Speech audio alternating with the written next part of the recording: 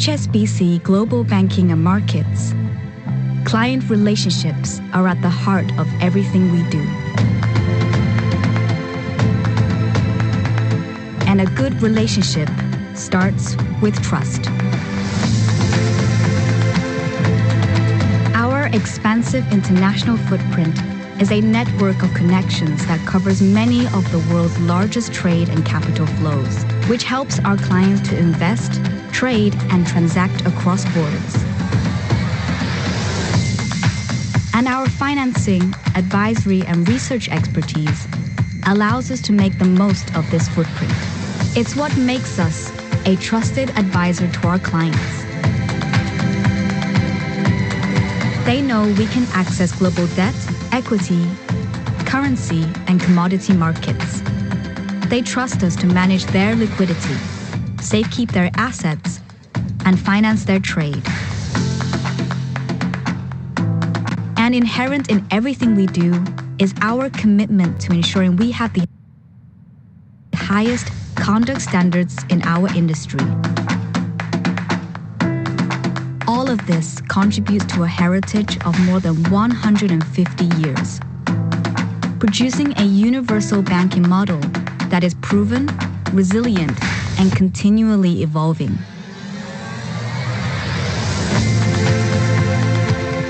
HSBC Global Banking and Markets, connected, trusted, and prepared to enable clients to realize their ambitions.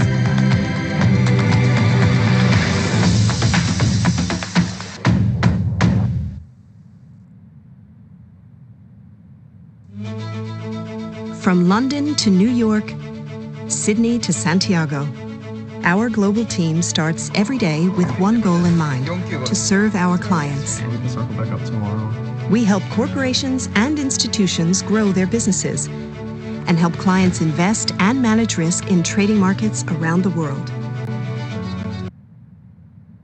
We raise capital, lend money, extend liquidity, and provide strategic advice. We help governments build infrastructure, fund schools, and finance hospitals. And we deliver market-leading research and insight to issuers and investors. We bring global capabilities to local markets and develop smart, strategic solutions that help clients and communities thrive. We are diverse and dynamic, collaborative and innovative, trusted advisors and thought leaders. We are the corporate and investment bank. We are JP Morgan.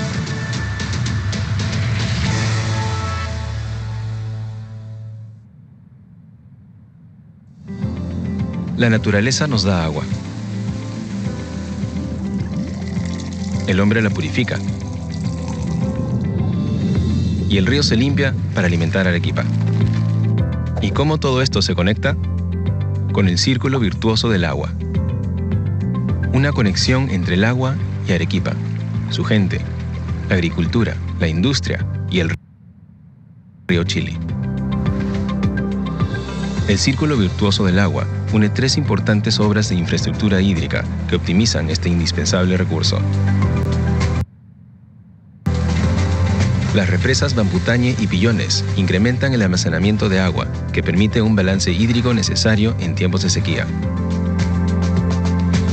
El sistema de tratamiento de agua potable, la Tomilla 2, permite que más de 300.000 arequipeños tengan agua en sus hogares. Y el sistema de captación y tratamiento de aguas residuales, la Enlosada, retira los desagües de Arequipa metropolitana, que antes eran vertidos al río Chili. Mediante un proceso biológico, la Enlosada trata el 99.5% de las aguas residuales, recuperando el río y favoreciendo el desarrollo de la agroindustria arequipeña. Este es un proceso eficiente, moderno y beneficioso para todos. Y es un modelo de gestión de trabajo conjunto entre autoridades, sociedad civil y la empresa privada.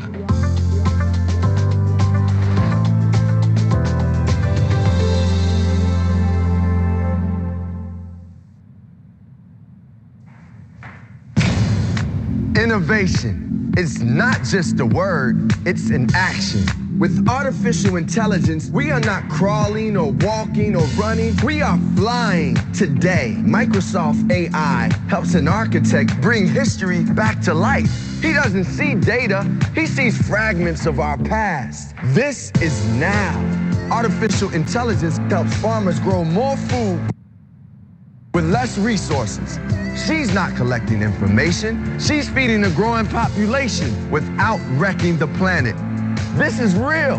An engineer explores how AI could help the deaf see sound. She's not looking at obstacles, she's staring down opportunity. Innovation doesn't see the possibility of tomorrow, it creates tomorrow. And are you ready for the headline? Tomorrow is here today.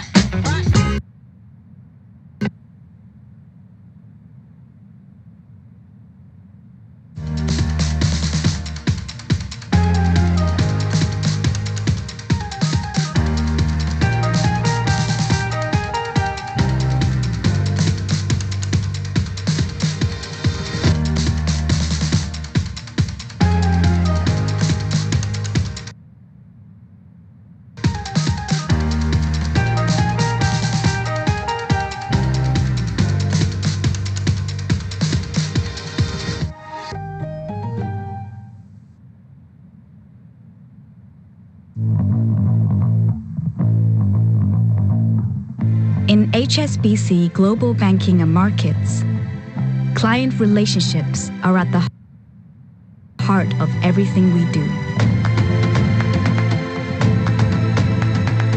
And a good relationship starts with trust. Our expansive international footprint is a network of connections that covers many of the world's largest trade and capital flows, which helps our clients to invest, trade, and transact across borders.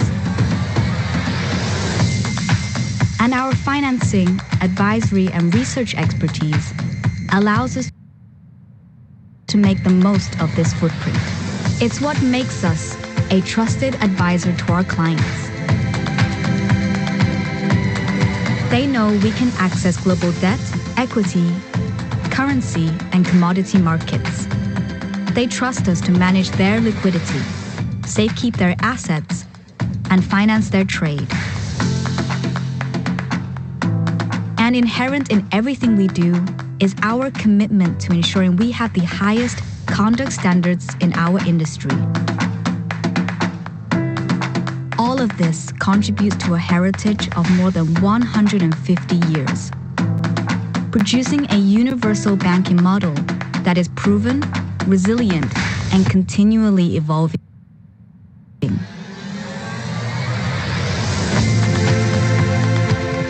HSBC Global Banking and Markets, connected, trusted, and prepared to enable clients to realize their ambitions.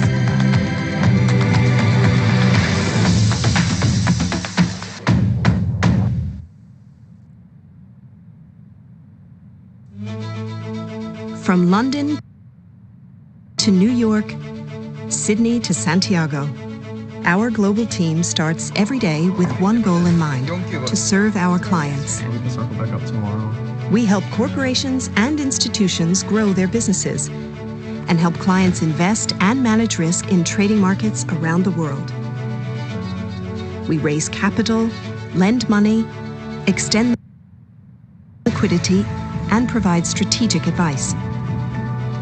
We help governments build infrastructure, fund schools, and finance hospitals.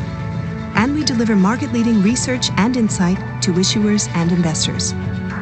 We bring global capabilities to local markets and develop smart, strategic solutions that help clients and communities thrive. We are diverse and dynamic, collaborative and innovative, trusted advisors and thought leaders. We are the corporate and investment bank. We are JP Morgan.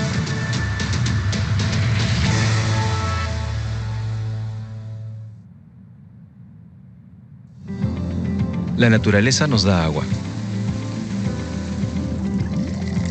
El hombre la purifica. Y el río se limpia para alimentar a Arequipa. ¿Y cómo todo esto se conecta? Con el círculo virtuoso del agua. Una conexión entre el agua y Arequipa, su gente, la agricultura, la industria y el río Chili. El círculo virtuoso del agua une tres importantes obras de infraestructura hídrica que optimizan este indispensable recurso. Las represas Bamputañe y Pillones incrementan el almacenamiento de agua, que permite un balance hídrico necesario en tiempos de sequía. El sistema de tratamiento de agua potable, la Tomilla 2, permite que más de 300.000 arequipeños tengan agua en sus hogares. Y el sistema de captación y tratamiento de aguas residuales, la Enlosada, retira los desagües de Arequipa metropolitana, que antes eran vertidos al río Chili. Mediante un proceso biológico, la Enlosada trata el 99.5% de las aguas residuales, recuperando el río y favoreciendo el desarrollo de la agroindustria arequipeña. Este es un proceso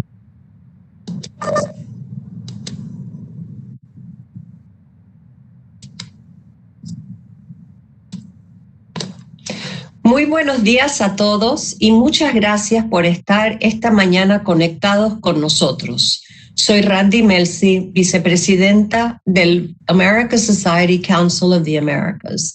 En nombre de America Society Council of the Americas y el Ministerio de Relaciones Exteriores, les doy la bienvenida a nuestra conferencia anual Reabriendo y Fortaleciendo la Economía del Perú. El programa de hoy será en español. Tenemos traducción disponible llamando al número publicado en el chat. Los invitamos a seguir las presentaciones de nuestros oradores y las novedades por Twitter usando el hashtag #PerúCOA. Este año marca nuestra 15ª conferencia consecutiva en Lima y con ella siempre cerramos el año. Nos encantaría estar con ustedes en Lima y no en Nueva York con un pie de nieve, pero debido a las circunstancias, esta será la primera y esperamos última conferencia virtual. Esta conferencia cuenta con un programa verdaderamente formidable y con una serie de oradores a la vanguardia de los temas esenciales para el futuro del Perú. Quiero agradecer especialmente a nuestros patrocinadores de este año, Pan Regional Sponsors, Citi, HSBC, JP Morgan. Corporate Sponsors, Sociedad Minera Cerro Verde, Microsoft Corporation y Uber. Media Sponsor, Financial Times. Agradecemos a la Cámara de Comercio Americana del Perú, quien ha sido organización colaboradora este año. Para comenzar nuestra conferencia y darles la bienvenida, hará uso de la palabra la señora Susan Siegel, presidente y CEO de American Society Council of the Americas, y después ella presentará a la ministra de Relaciones Exteriores del Perú. Susan, te paso la palabra.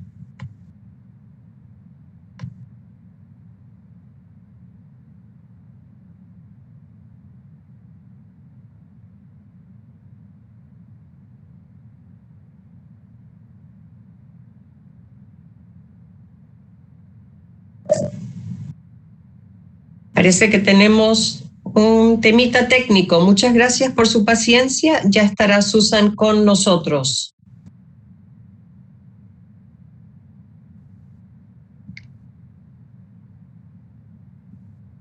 Perdón.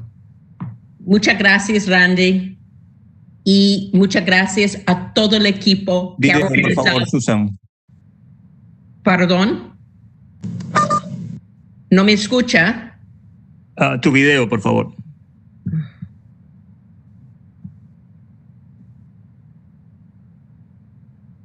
Ok. Yes, perfect. Ok.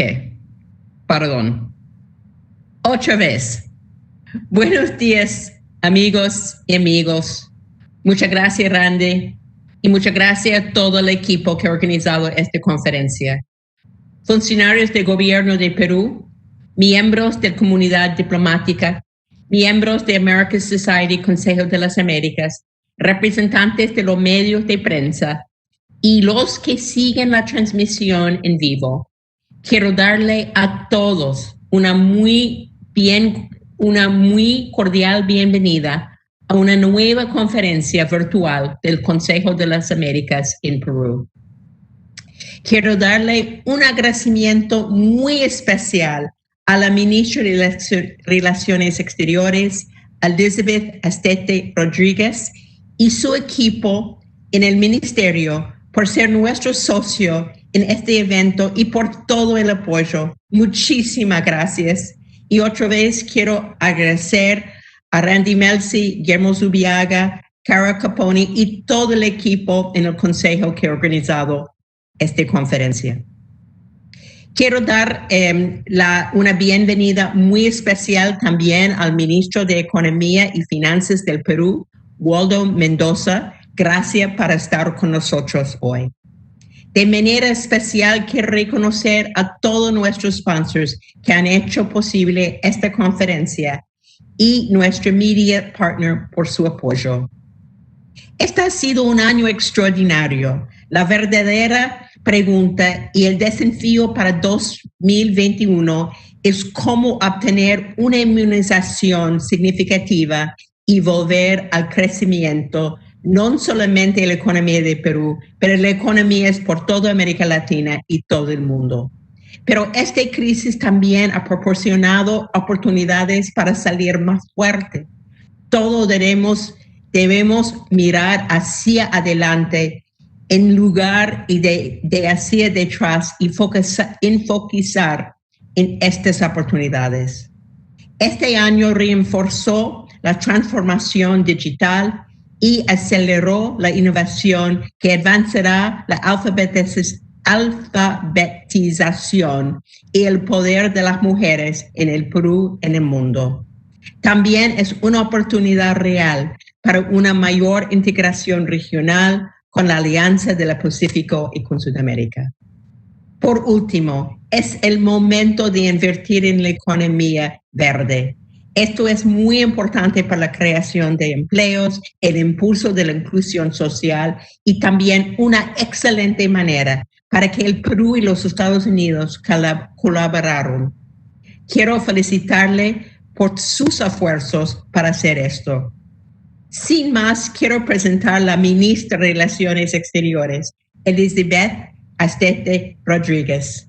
Quiero dar apertura de esta conferencia y quiero notar que la ministra es una ministra en vez de un ministro. Y felicitaciones, ministra, para su posición. Muchas gracias. Le paso la palabra a Elizabeth Astete Rodríguez. Muchas gracias a todos.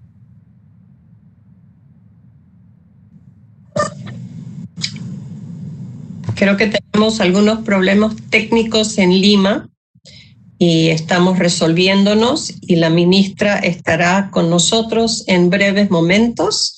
Nuevamente, muchas gracias por participar el día de hoy y por su paciencia. Estamos resolviendo estos problemas técnicos.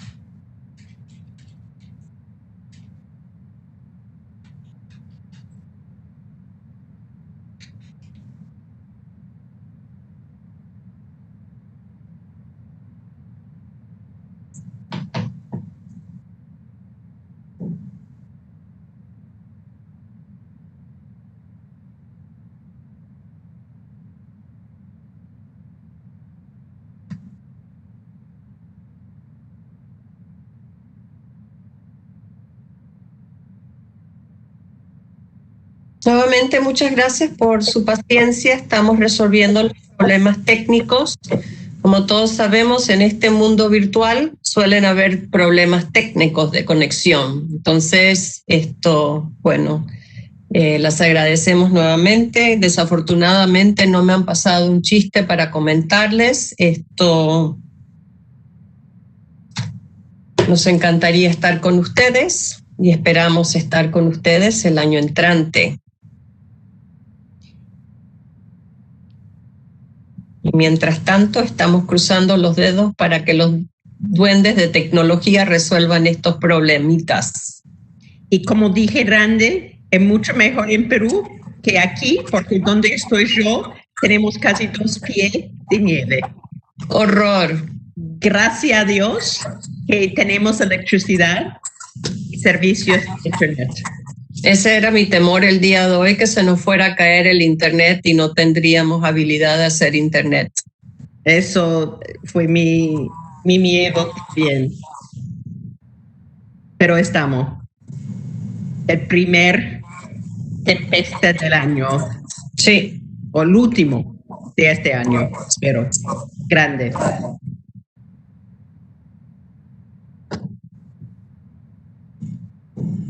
Te pido paciencia. Le pido paciencia a todos.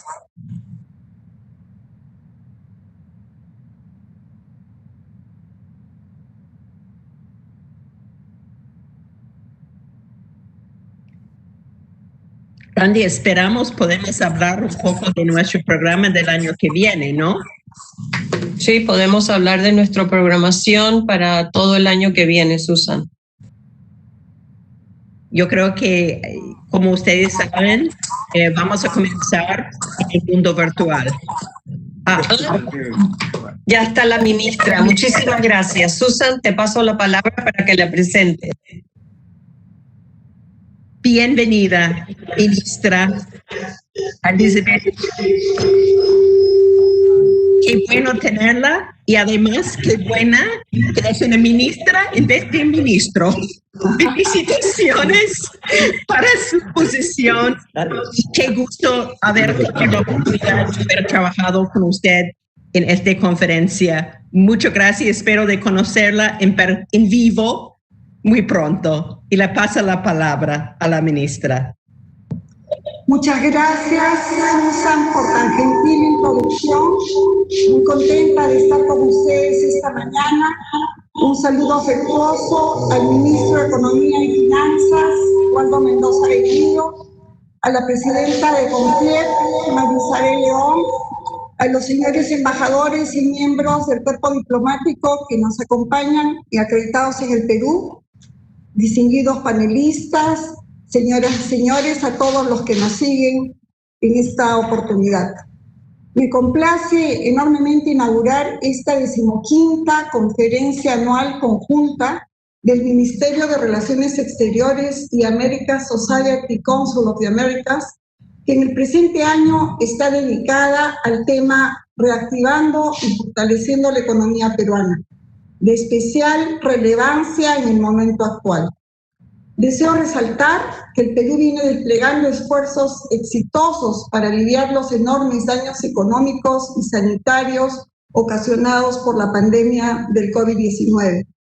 Gracias a las políticas públicas que se han implementado en el presente año, los sólidos fundamentos macroeconómicos de nuestro país, así como la creatividad del sector privado y el esfuerzo de nuestra población, se tiene proyectado un crecimiento del Producto Bruto Interno de cerca del 10% en el 2021, según CEPAL, siendo la previsión de los años subsiguientes sumamente alentadora. Esperemos que efectivamente podamos lograr esos porcentajes de crecimiento. De igual manera, según los índices del Banco de Inversión JP Morgan, el riesgo país del Perú alcanzó en días pasados los 123 puntos porcentuales, el cual es el más bajo de la región. Por otro lado, pese al impacto de la pandemia del COVID-19, la crisis económica y la inestabilidad política de las últimas semanas, el Perú se unió al selecto grupo de economías que pueden emitir deuda en dólares a 100 años con bajas tasas de interés, lo cual constituye una clara señal de confianza de la comunidad financiera internacional. En este contexto, el Ministerio de Relaciones Exteriores está llamado a desempeñar un rol estratégico para coadyuvar a la captación de inversión extranjera que permita apuntalar nuestra recuperación económica. Para cumplir dicho rol, contamos con una extensa red de misiones diplomáticas alrededor del mundo que son verdaderas antenas de identificación de oportunidades y agentes activos de promoción, con conocimiento privilegiado de su sede y una red de contactos públicos y privados del más alto nivel. En ese marco, la Cancillería peruana también está empeñada en desarrollar y profundizar alianzas estratégicas con las entidades públicas y privadas relevantes.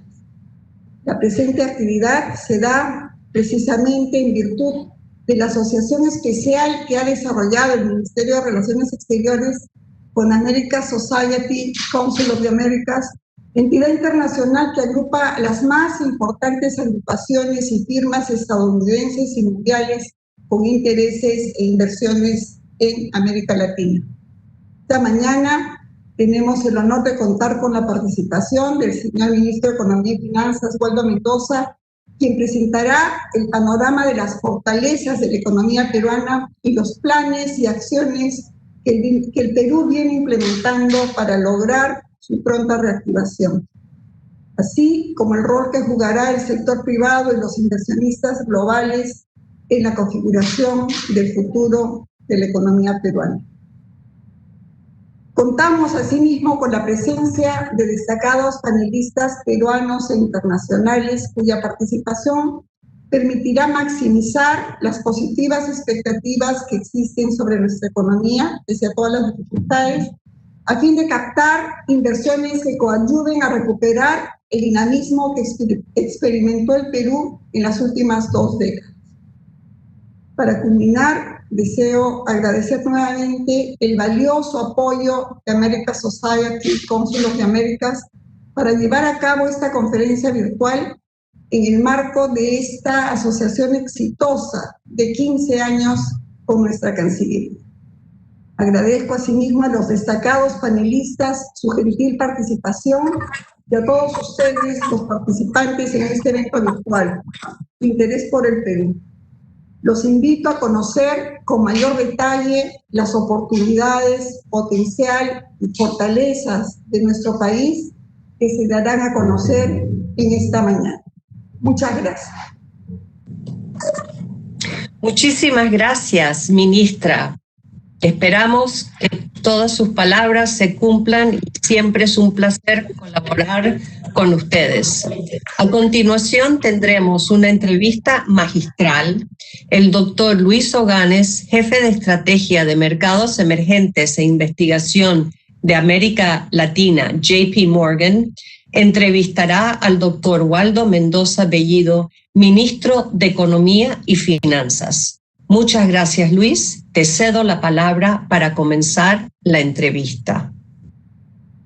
Muchas gracias, Randy. Buenos días a todos. Buenos días, ministro Waldo Mendoza. Un placer estar de manera virtual, lamentablemente, teniendo esta conversación con usted en este foro. Y digo lamentable porque, curiosamente, coincidentemente, estoy en Lima. Vine para ver a mi familia y es una pena no poder verlos en persona para poder hacer esta proyección. Bueno, como analista económico mirando al mundo emergente, mirando a Perú, muchas de las conversaciones que tenemos con inversionistas, tanto peruanos como extranjeros, respecto a Perú, tiene mucho que ver con temas que en realidad son a estas alturas estructurales, más allá de los coyunturales, y sabemos de que el gobierno del presidente Sagasti y la gestión de usted en el Ministerio de Economía durará solamente 8 meses, con lo cual es imposible de que muchos de estos problemas estructurales puedan ser solucionados, con lo cual muchas de mis preguntas van a ser más que pedir un poco su opinión sobre qué es lo que se puede hacer o hacia dónde deberían orientarse las decisiones, más allá de preguntas concretas de qué cosas se puede esperar en un periodo tan corto. Y bueno, quisiera empezar con el tema, obviamente, que ya ha sido mencionado en la introducción por Randy y por Susan, que es el tema de cómo ha afectado la pandemia a la economía peruana. La economía peruana ha sido, curiosamente, una de las más golpeadas, creo, en América Latina y posiblemente en el mundo emergente. La proyección que tenemos para caída del crecimiento del PIB en el año 2020, que ya estamos por acabar, es entre 12 y 13%. Tenemos una recuperación muy importante el próximo año, la estimamos en 8, podría ser un poco más alta, pero en todo caso va a ser seguramente incompleta, en el sentido de que no se va a recuperar en el 2021 todavía la caída de producción de este año. Pero quisiera preguntarle, bueno, y tenemos por el otro lado, el tema fiscal. Perú fue uno de los países curiosamente más agresivos en tratar de dar apoyo tanto a la familia, a los individuos trabajadores y a las empresas peruanas, con una respuesta fiscal bastante agresiva. Obviamente eso tiene un costo. La proyección del déficit fiscal que tenemos es alrededor de 11% para este año. Lo que esperamos para el próximo año es que a lo mejor todavía el déficit fiscal supere el 7%. Pero en todo caso, yo sé que usted está tomando recién las riendas del MEF y quisiéramos saber, y tenemos un presupuesto presentado ya para el próximo año. Quisiera que nos empiece contando cómo ve el tema de tanto de crecimiento como de proyecciones fiscales para el próximo año. Y dentro de las proyecciones fiscales, entender un poquito por dónde es que van a enfatizar ustedes la parte del gasto público, si es que podemos esperar un poco más de gasto de infraestructura, particularmente, que podría tener un efecto multiplicador de crecimiento, pero sabemos que es difícil en un año electoral poder impulsar proyectos que posiblemente sean de muchos años en un periodo tan corto. Otra vez, ministro Mendoza, un placer conversar con usted y bienvenido a este foro.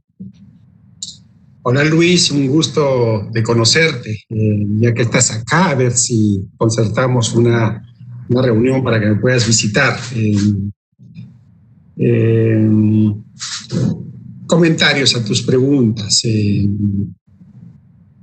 Hacia mitad de año, Perú aparecía como un país entre los que más se caían en el mundo, ¿no? Porque estábamos observando las cifras del segundo trimestre, que fue posiblemente el peor trimestre quizá del último siglo. Una caída del PBI de 30%, una reducción de la inversión privada de 60%, una reducción de la inversión pública de 70%. Así que el Perú aparecía como en el décimo inferior en el mundo en términos macroeconómicos. Creo que la fotografía de finales de año va a cambiar sustantivamente debido a varios factores. Uno de ellos tiene que ver con la pandemia. La pandemia no nos ha abandonado, pero claramente estamos en una situación infinitamente mejor que la que teníamos en abril, mayo, junio o agosto, de tal manera que la apertura a las actividades económicas se puede hacer con cuidado, pero con muchísimo menos riesgo. El otro factor es que durante la pandemia, el gobierno peruano puso en marcha uno de los paquetes más osados en el mundo. Contando todo, llega casi al 20% del Producto Bruto Interno. Ese paquete, además de aliviar la situación de corto plazo de las familias, permitió que el aparato productivo permanezca casi intacto. Las empresas pequeñas, medianas y grandes, en gran parte por Reactiva Perú, pudieron recibir un inmenso capital de trabajo que les permitió sobrevivir, de tal manera que cuando se abre la economía, allí están las empresas pujantes para contribuir a la reactivación. El tercer factor es que, curiosamente, a pesar de la caída en el PBI mundial, la principal variable que nos conecta con el mundo, los términos de intercambio, no han caído. Todo lo contrario, más bien se han elevado por motivos básicamente idiosincráticos. De tal forma que la recuperación peruana va a ser, nos parece, mucho más rápida que la recuperación de nuestros vecinos latinoamericanos. Nos caímos más fuerte que ellos al principio, nos vamos a recuperar más rápido que la vecindad en estos meses y ya hay indicadores que nos muestran eso, ¿no? El descenso del PBI de octubre pasado de menos de 4%, a pesar de ser un número negativo y grande, es muchísimo menor que el 40% de abril, por ejemplo, ¿no? Los indicadores adelantados para noviembre de construcción, de ventas, de venta de cemento, de electricidad, muestran también una recuperación que uno diría que va a ser de la forma del signo de Nike, ¿no? Una caída virulenta en abril, mayo, junio, una recuperación relativamente rápida en lo que va del año y en lo que viene hacia adelante. Así que muy posiblemente este año nos caigamos quizá un poco por debajo del 12% que el MEF había proyectado hace como 4 meses, una proyección que en ese entonces parecía optimista y que ahora parece muy realista, incluso un poquito pesimista. La situación fiscal también pintaba muy feo hacia mediados de año. La proyección que tienes posiblemente recoge esa información, pero los datos que tenemos muestran que vamos a terminar con un déficit por debajo del 9% del Producto Bruto Interno. En resumen, Luis, en la fotografía de fin de año, la economía peruana aparece como una economía pujante, recuperándose rápidamente, y el 2021, el 10%, ya no es una proyección optimista, es una proyección realista que incluso puede ser superada por lo que te acabo de explicar, ¿no? Esa es mi primera reacción frente a tu pregunta. ¿Cuentas fiscales, ministro? Las cuentas fiscales, como te decía, para el 2020 el déficit va a estar por debajo del 9%, alrededor del 8.8%, y para el 2021 el marco macroeconómico proyectaba, hacía como 3 o 4 meses, como 6.6% de déficit. Esperamos tener un déficit un punto y medio por debajo de esa proyección. La recaudación es algo que no te mencioné. En diciembre el IGB, por ejemplo, ya va a estar en sus niveles históricos, lo cual es un síntoma inequívoco de que la recuperación está viniendo felizmente más rápida de la que esperábamos. Usted empezó su comentario recordándonos que la pandemia no ha acabado. Bueno, yo estoy basado en realidad en Londres y lo que escuchamos también de Estados Unidos es que hay una segunda ola y no se puede predecir si va a ocurrir o no en el Perú, aunque hay un poco de rebrotes. Creo que la situación en el norte del país está un poco más complicada, pero en todo caso, muchos se preguntan qué tipo de colchones, tanto fiscales, cuáles pueden ser los protocolos y estrategias en caso en el Perú se dé también una segunda ola fuerte. Hay mucho temor otra vez, obviamente, de la población de terminar nuevamente en cuarentenas generalizadas o tener que nuevamente todos encerrarnos en nuestras casas. ¿Usted podría adelantar qué es lo que se piensa en caso ocurra una segunda ola, que es obviamente escapa al control del gobierno? Y quisiera vincular esto al tema de financiamiento. Si usted podría comentar algo sobre qué espacio fiscal existe todavía para hacer frente a una potencial segunda ola de COVID, dado que buena parte de la respuesta que usted mencionó este año se utilizaron ahorros que se tenían en el Tesoro, y no sé si podría comentarnos cuántos de esos ahorros ya se han, digamos, agotado o cuánto todavía queda para poder hacer frente a ese futuro. Y algo que mencionó la ministra Astete, algo que ha sido muy bueno para Perú, que pudo colocar bonos en el mercado internacional, $4.000 millones hace un par de semanas, a tasas muy ventajosas. Uno de los bonos fue a 100 años, lo cual yo creo que todavía demuestra de que a pesar de las dificultades el mercado no ha perdido la fe y confianza en el Perú. Y la pregunta obvia es si es que podemos esperar más emisiones externas en el año 2021. A ver, hay varios temas en tus preguntas. yo no soy un especialista en epidemias, pero desde hace bastante tiempo, como tú también seguramente, hemos tenido que familiarizarnos con el lenguaje y los instrumentos que usan los especialistas. Y lo que miramos con mucha cercanía aquí en el MEF, dado que como en todo el mundo los datos sobre las infecciones y las muertes oficiales son muy imprecisos, miramos como se hace en buena parte del mundo la información que ofrece el SINADEF, que es la información del total de muertos, ¿no? Y observamos el exceso de fallecidos, que es en realidad una muy buena aproximación de los fallecidos por la COVID-19. Cuando uno mira esa información a nivel local, observa claramente que el número de fallecidos por semana, que en el año 2019 era como de 2.000 personas, viene la COVID y ese número salta a 2.000, 3.000, 4.000, en sus peores momentos como a 7.000 y picos. Ese exceso es una excelente aproximación del número de fallecidos por la COVID-19.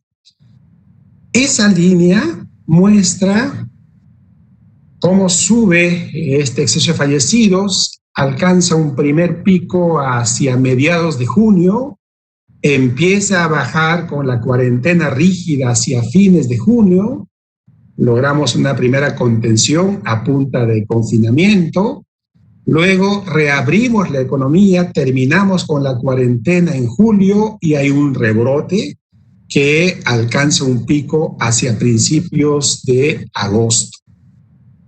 Luego del principio de agosto, la cifra del exceso de fallecidos no ha dejado de caer. Tú eres un académico, un científico, la pregunta es, ¿qué factores pueden estar explicando ese desplome del exceso de muertos? ¿Nos hemos vuelto más responsables? Difícil pensar en eso. Pues da la impresión que en el Perú no ha habido una ola, ha habido un tsunami, porque cuando uno compara a nivel internacional esta cifra de exceso de fallecidos por millón de habitantes, uno hace el gráfico con los países donde la epidemia ha sido más grave y el Perú aparece muy por encima de todos y por bastante tiempo.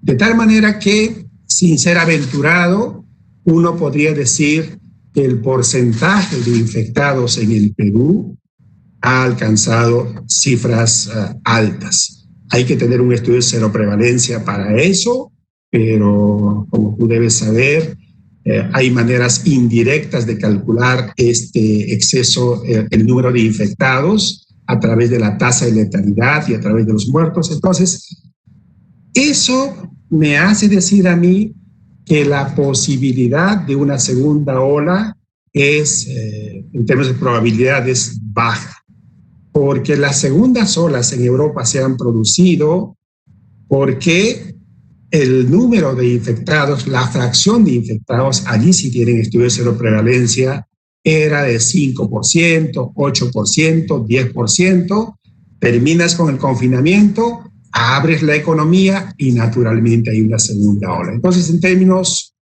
de ese análisis, la posibilidad de una segunda ola es baja en el Perú y creo que el Perú, eso casi lo puedo asegurar, cuando pase la epidemia va a ser un estudio de caso interesantísimo en el mundo. De tal forma que hay que cuidar, hay que tener siempre la precaución del peor escenario, que lo vemos como un escenario poco probable, pero si ese escenario se presentase, la economía peruana sólida en la parte financiera, sólida en la parte fiscal, a mediados de año, otra vez parecía que esa solidez estaba siendo severamente afectada. Pero por los motivos que te he explicado, La solidez fiscal ha sido golpeada, pero no tanto felizmente como esperábamos. La solidez del Banco Central ha quedado intacta. El presupuesto del año 2021 considera un crecimiento, es cierto, modesto del gasto público y básicamente para atender los efectos de la pandemia y para la inversión pública. La inversión pública crecería en más de 20% en el próximo año. El impulso fiscal vendría esencialmente por ese lado. Ya no tiene que haber muchas transferencias por motivos evidentes. Entonces, la composición del gasto público va a estar sesgada a la inversión pública y seguro que va a haber una inversión aún no precisada para las vacunas, ¿no? Que es un número que puede ser muy grande, pero para el país está preparado. Los mercados, felizmente, cuando uno ve los indicadores, han reaccionado bien. La prima de riesgo sigue bajita y entre las más bajas de América Latina. La colocación de bonos nos indica que nos siguen recibiendo bien.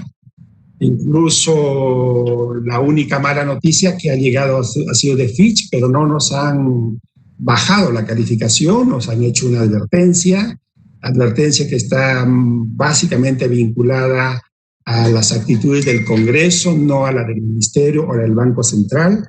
Así que nos sentimos tranquilos en ese espacio financiero también, Luis. Ministro, usted menciona el tema de Fitch, iba a ser justamente mi siguiente pregunta. O sea, claramente cuando uno ve las razones que llevaron a Fitch a pasar el outlook, la perspectiva de estable a negativa para el rating que tienen de Perú, que es de BBB+. Efectivamente, es buena noticia que no hayan hecho downgrade, pero claramente es una señal de alerta y como usted dice, específicamente mencionan a la erosión de la predictibilidad de políticas económicas en el Perú por el activismo que viene del lado del Congreso, curiosamente. Lo que quisiera preguntarle es, sé que usted tiene pocas semanas en el puesto, pero ¿cómo describiría su relación con el Congreso, si es que cabe esa pregunta? Y lo segundo es si es que se espera que el Congreso mantenga este activismo y siguiendo con políticas que pueden ir en contra del modelo económico peruano y afectando las cuentas fiscales. ¿Qué podría decirnos para lo que podemos esperar en los siguientes 7 meses que quedan de este gobierno? Por el trabajo, tengo una vinculación estrecha con el Congreso. Hasta ahora mi relación ha sido muy cordial y en parte estoy aprovechando el hecho de que soy un viejo profesor que tiene 35 años enseñando para intentar persuadir, explicar, a veces convencer a los miembros del Congreso, muchos de ellos con los oídos bien abiertos para entender algunos temas económicos que a veces no se entienden. Y a veces los economistas también somos muy malos para explicar. Después, el ministerio y el gobierno en general está convencido de que las medidas tienen que ser legales, tienen que ser constitucionales. Entonces, por más que conversemos con el Congreso, dialoguemos, las medidas que son inconstitucionales tienen que seguir su cauce legal.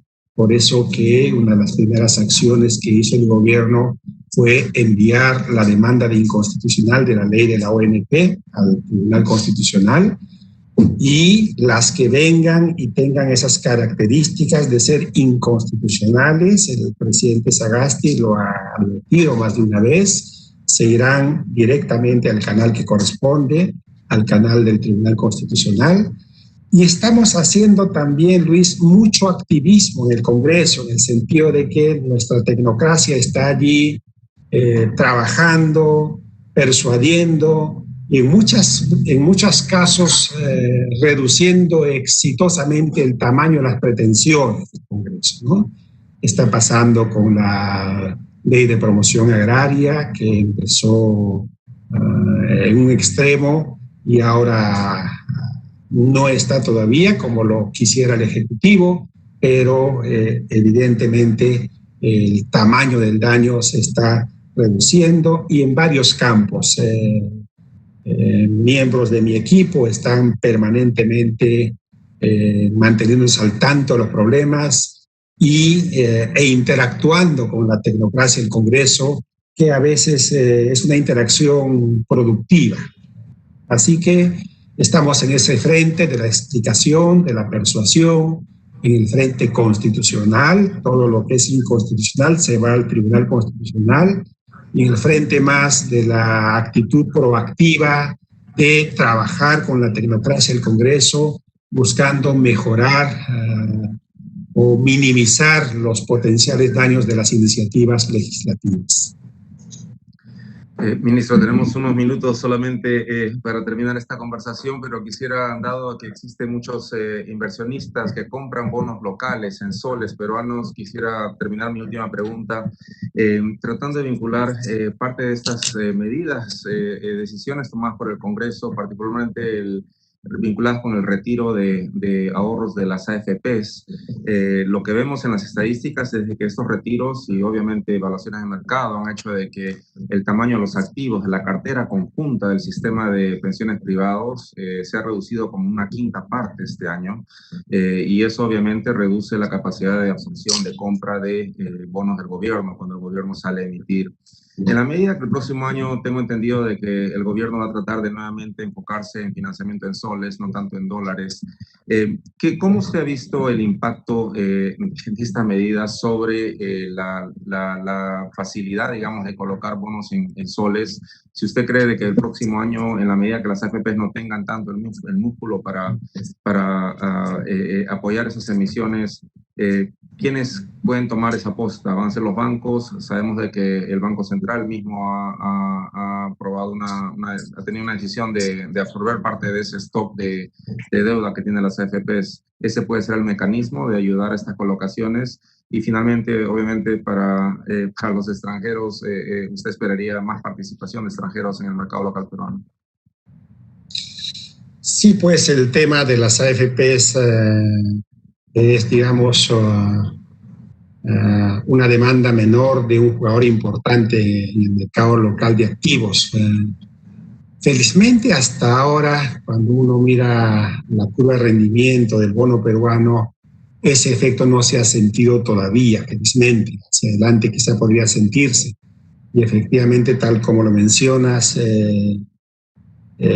a pesar que hemos hecho una super colocación de los 4.000 millones, es una super colocación que dolariza un poquito más los activos la deuda peruana, y sería deseable continuar con el camino de solarizarla. Sí, en ese parece ideal. La participación de las AFPs va a ser importante. Esperemos que no hayan más noticias malas sobre las AFPs, porque consideramos que es un jugador importante.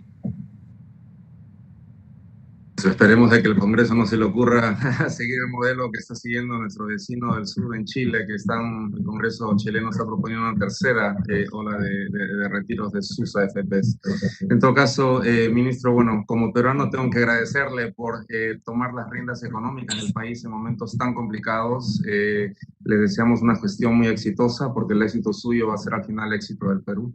Y esperemos de que podamos reunirnos en persona en una próxima oportunidad, y que la próxima vez que tengamos una conversación de estas pueda ser no virtualmente, sino en un auditorio lleno de gente muy interesada en el Perú. Nuevamente, muchísimas gracias por su participación en este foro y muchísima suerte en su gestión.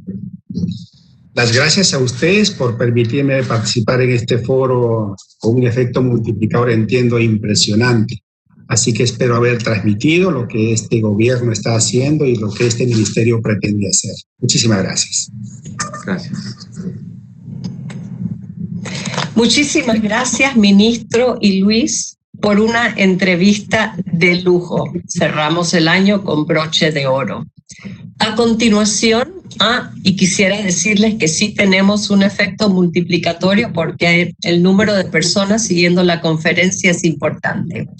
A continuación, pasamos a nuestro panel Reabriendo y fortaleciendo la economía del Perú, moderado por Rafael Agudo, director general y socio Boston Consulting Group, en el que participan Luis Felipe Carrillo, presidente y CEO, Área Central de América Latina, GE, Giovanna Cortés, directora general, Región Sur Latinoamérica, Microsoft Corporation, Spencer Friedman, gerente general de Perú, Bolivia y Ecuador, Uber, y María Isabel León de Céspedes, presidente, Confiep. Rafael, te cedo la palabra. Muchas gracias, Randy. ¿Me escuchan bien? Perfectamente, Rafael. Muy bien, pues gracias a ti y gracias a los 4 panelistas extraordinarios que nos acompañan hoy. De verdad es un honor para mí moderar este coloquio. Si les parece bien, empecemos y empecemos contigo, María Isabel. En tu opinión, ¿cuáles son los principales obstáculos que enfrenta el Perú para reactivar la economía en este contexto de pandemia? Obviamente 2021 va a ser muy retador. Así que, dicho de otra manera o más positivo, ¿qué es lo que debe ocurrir para que volvamos a la senda del crecimiento el año próximo? Estás en mute, creo, María Isabel. Ahora sí. Muchísimas gracias, Rafael. Un cordial y afectuoso saludo a todos mis colegas, a Susan, a nuestra ministra, a nuestra canciller y a nuestro ministro de Economía también. Creo que uno de los principales problemas que tenemos hacia el tema de la reactivación en el Perú es generar un clima de confianza, un clima de estabilidad y de predictibilidad, estabilidad jurídica, por cierto, para los negocios, no para las inversiones, para que puedan continuar apostando por el país. A nosotros nos preocupa muchísimo que a nivel de la región, por ejemplo, la inversión extranjera se haya reducido en 25%, pero que en el Perú el impacto haya sido mayor a 70%. Eso significa que algo no estamos generando bien como para que la confianza de los inversionistas pueda llegar. ¿Qué debe ocurrir, digamos, para que pueda volver el país a una senda de crecimiento? Pues puedo identificar 4 aspectos principales. Primero, el control de la crisis sanitaria. Es necesario que tengamos la confianza de que el país está haciendo lo necesario, por ejemplo, no solo para establecer protocolos de salud en todas las áreas de la economía, sino también para conseguir la vacuna. Estamos quedando rezagados en relación a los países del mundo para obtenerla y esto crea una zozobra en la población y en los agentes económicos, socava la confianza. El segundo tema, quizás también mitigar el riesgo regulatorio, ¿no? Tenemos una inclinación cuando suceden cosas difíciles como esta pandemia de crear sobreregulación, de crear cuellos de botella, de sentirnos que podemos restringir muchas actividades en lugar de simplificarlas para que puedan llevarse adelante de una manera más sencilla, ¿no? Abordar también las trabas para las inversiones, ¿no? Definir bien los marcos de los proyectos, el marco legal, los problemas que existen, por ejemplo, para los permisos y una serie de aspectos que pueden limitar también las inversiones y la reactivación.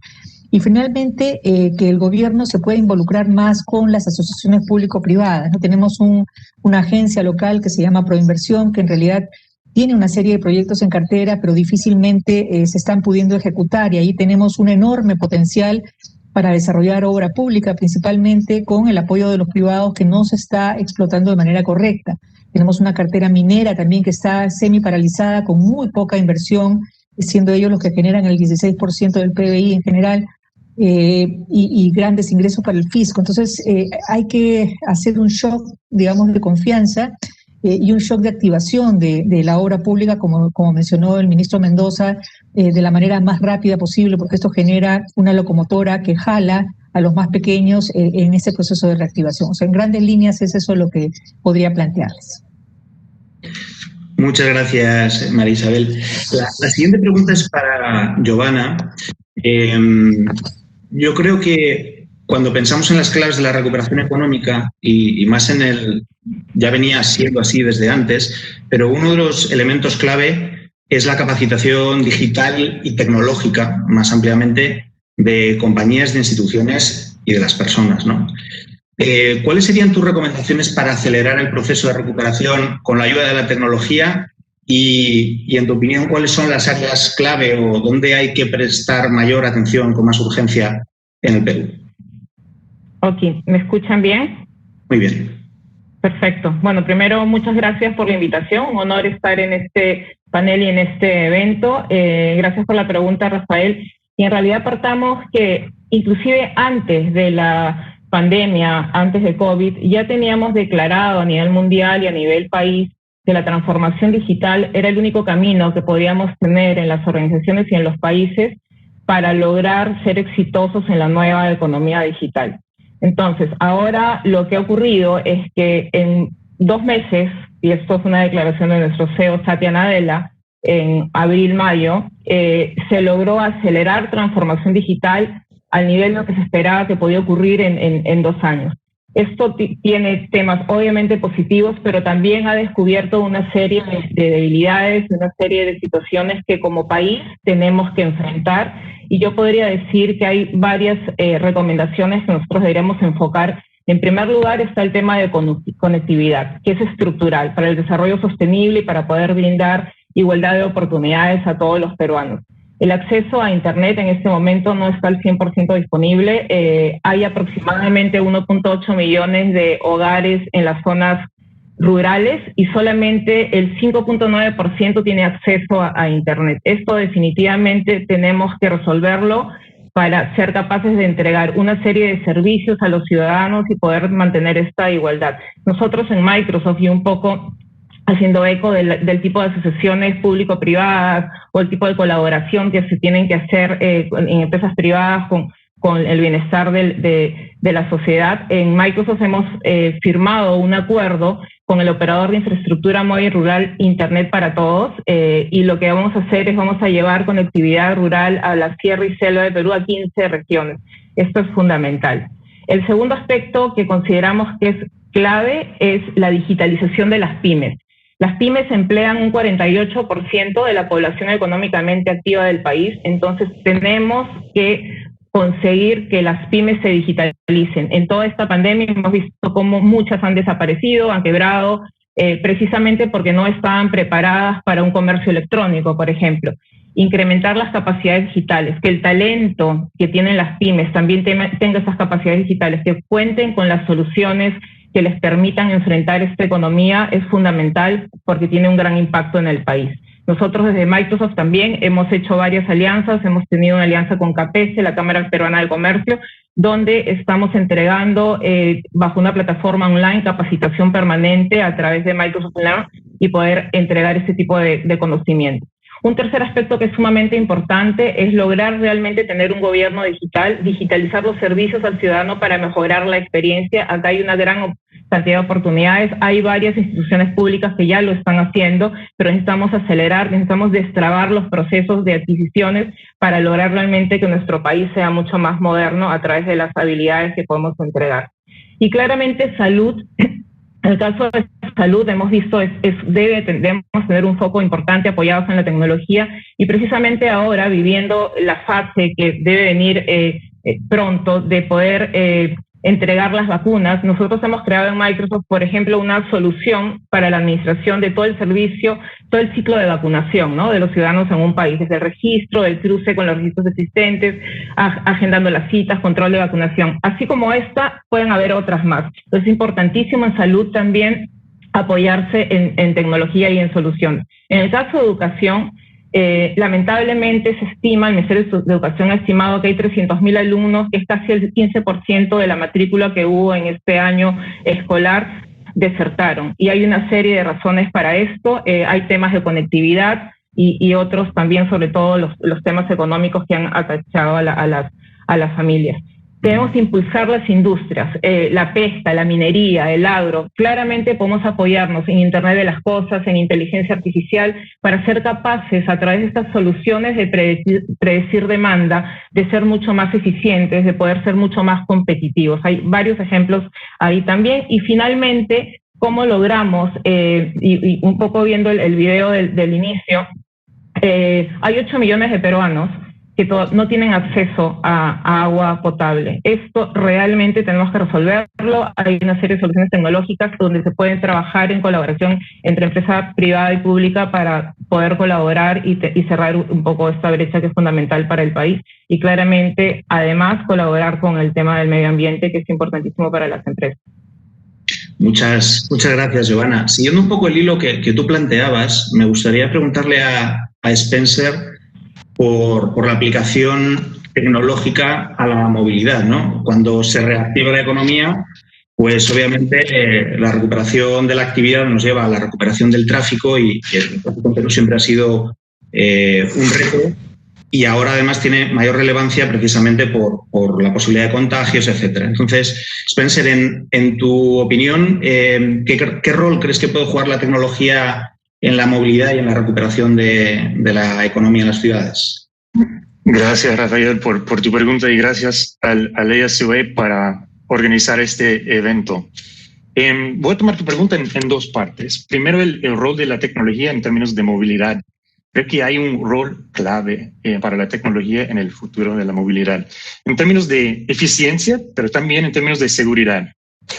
Hablando de eficiencia, los apps de movilidad como Uber sirven como un complemento para el transporte público y llenan un vacío en lugares quizás donde no hay buen acceso al transporte público o el transporte público no es suficiente. Por ejemplo, en tiempos de pandemia vimos mucho uso porque había líneas de 3 o 4 horas para subir al transporte público. En ciertas zonas de la ciudad donde el transporte público no llega. Entonces, apps así como Uber pueden servir para llenar este vacío y ser un complemento a los sistemas de movilidad que ya existen en la ciudad. Y ahí viendo el futuro de la tecnología, cuando hablamos de movilidad, creo que hay mucho espacio para eficiencia y mejora utilizando la tecnología. En Uber teníamos, antes de la pandemia, un producto que se llama Uber Pool, que es el concepto de carpooling, viajes compartidos, 2 personas que están yendo en la misma dirección pueden compartir el viaje. Entonces, más personas en menos carros implican menos tráfico. Y mirando hacia el futuro, Uber tiene inversiones en temas como micromobility, que son bicicletas y scooters eléctricos compartidos, vehículos eléctricos. Tenemos el compromiso para meter vehículos eléctricos en nuestra flota en los próximos 10 años. Vehículos autónomos que en realidad ya están funcionando en las calles en Estados Unidos y varios países. Y en el futuro, vehículos voladores. Entonces, la tecnología sí va a cambiar radicalmente la eficiencia de la movilidad en nuestras ciudades. Pero también en términos de seguridad, no solo en términos de procesos de filtros de socios conductores, revisión de antecedentes, ¿sí? Pero la tecnología brinda la posibilidad de ofrecer una trazabilidad 100% de los viajes por GPS, o la capacidad de compartir tus viajes con tus seres queridos. Tenemos un algoritmo que funciona monitoreando todos los viajes y si detecta una anomalía en el viaje, puede notificar al socio conductor o al usuario. Y encima de esto, hablando de seguridad en términos de COVID, en adición a la plata que hemos invertido como una empresa en cosas como máscaras y geles de alcohol, hemos implementado 9 funciones nuevas para la seguridad pensado en tiempos de COVID. Por ejemplo, una tecnología de reconocimiento facial para averiguar si el usuario o el socio conductor tiene puesta su máscara. Entonces, creo que hay un rol fundamental de la tecnología en el futuro de la movilidad. Y para cerrar, hablando de la recuperación económica, también hay otro rol importante para la tecnología. Un dato, por ejemplo, en el Perú, en los últimos 6, casi 7 años, más de 240,000 socios conductores han utilizado la plataforma de Uber para generar ganancias adicionales para ellos y sus familias. Es una forma segura y flexible para generar ganancias adicionales. Entonces hay un impacto directo ahí económico que mueva la recuperación económica y también indirecto. Hemos visto en esos días, en esos tiempos, mucha gente vendiendo por WhatsApp, Facebook, Instagram o pequeños negocios que antes no tenían su propio flota de delivery. Entonces lanzamos un producto como Uber Flash para entrega de paquetes. Y como ha mencionado Giovanna, ese tipo de e-commerce, creo que hemos avanzado 2 años en los últimos meses. Y como Uber, nuestro rol es ser parte de este crecimiento de esos avances tecnológicos en el país. Muchas gracias, Spencer. Trataremos un poco más en profundidad algunos de los temas que has mencionado después. Ahora, permíteme que le pregunte a Luis Felipe por algo no directamente relacionado con la tecnología, o no por la tecnología, sino pensando en transformación. Y la verdad es que creo que se embarcó en una transformación, una de las nuevas que ha tenido a lo largo de su larga historia, y creo que ha habido un cambio en la cultura de la compañía, en el estilo de liderazgo. Quería preguntar cómo eso ha ayudado a la compañía a responder en este año, sobre todo a afrontar el año. Gracias, Rafael, y muchísimas gracias al Cónsul de América por la invitación, y gracias a los panelistas por estar con ustedes.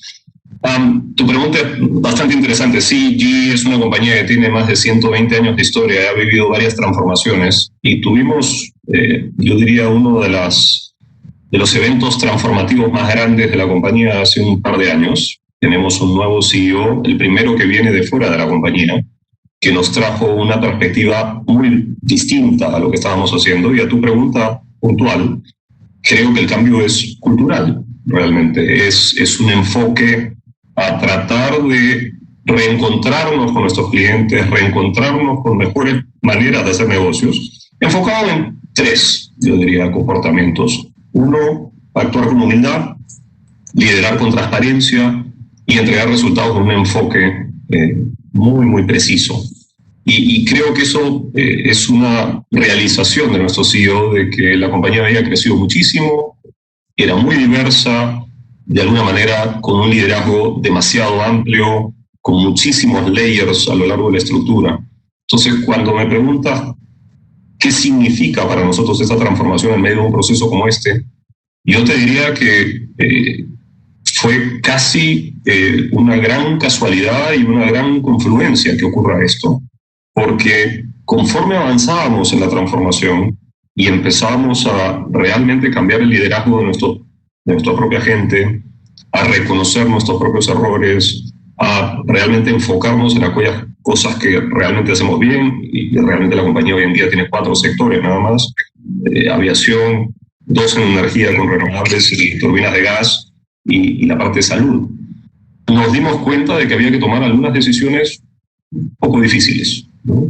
Ser muy flexibles, adaptarnos muy rápido, y en ese momento empieza la pandemia.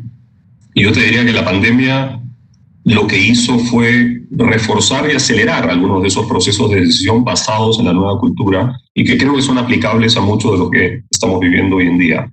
Lo primero es reconocer que no vamos a tener toda la información completa, ¿no? Hay que tomar acciones decisivas con la mejor información que tengamos, y que con la información ya a cierto nivel de confort, a veces hay que tomar decisiones muy difíciles. Es el caso de aviación, donde hemos anunciado que lamentablemente hemos tenido que reducir el tamaño de la compañía, dado que no se espera un rebote de ese negocio sino hasta en varios años. Entonces eso es un reconocimiento de que realmente vivimos una situación muy distinta.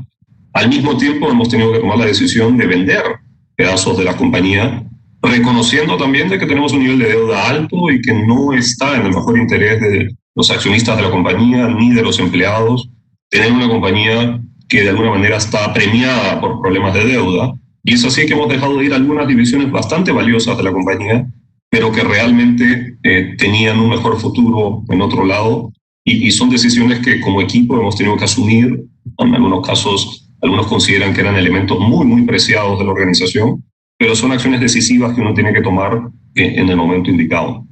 Y alrededor de la conexión con el cliente, yo diría que nos ha servido para realmente sentarnos con los clientes y entender qué es lo que necesitan en este momento, y empezar a mirar nuestros propios procesos e identificar, con la ayuda obviamente de Lean y algunas otras